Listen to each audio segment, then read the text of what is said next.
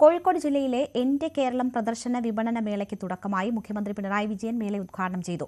ഈ മാസം 12 വരെ ബീച്ചിലാണ് പ്രദർശന വിപണന മേള നടക്കുന്നത്.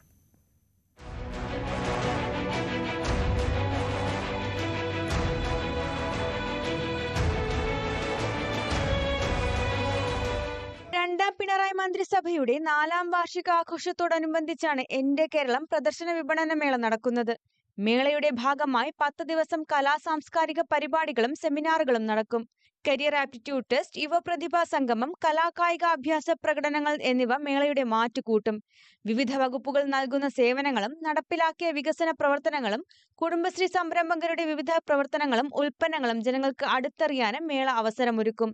മേളയുടെ ഉദ്ഘാടനം മുഖ്യമന്ത്രി പിണറായി വിജയൻ ഓൺലൈനായി നിർവഹിച്ചു. പ്രദർശന വിപണന മേളയും സരസ് മേളയും ഉദ്ഘാടനം നിർവഹിച്ചതായി ഒന്നുകൂടി അറിയിച്ചുകൊണ്ട് അവസാനിപ്പിക്കുന്നു. നിങ്ങൾക്ക് എന്റെ സ്നേഹാഭിവാദനം. പൊതുമരാമത്ത് ടൂറിസം വകുപ്പ് മന്ത്രി മുഹമ്മദ് റിയാസ് അധ്യക്ഷനായിരുന്നു.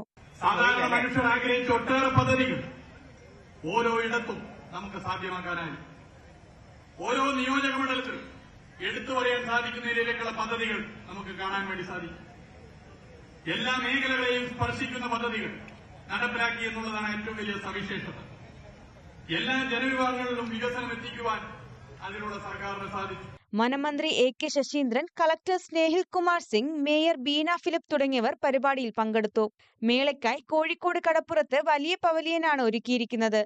വിവിധ സർക്കാർ വകുപ്പുകൾ, ഏജൻസികൾ, സംസ്ഥാനത്തിന്റെ വിവിധ ഭാഗങ്ങളിൽ നിന്നുള്ള കുടുംബശ്രീ യൂണിറ്റുകൾ, വിവിധ സംസ്ഥാനങ്ങളിൽ നിന്നുള്ള സംരംഭകർ തുടങ്ങിയവർ മേളയിൽ പങ്കെടുക്കും.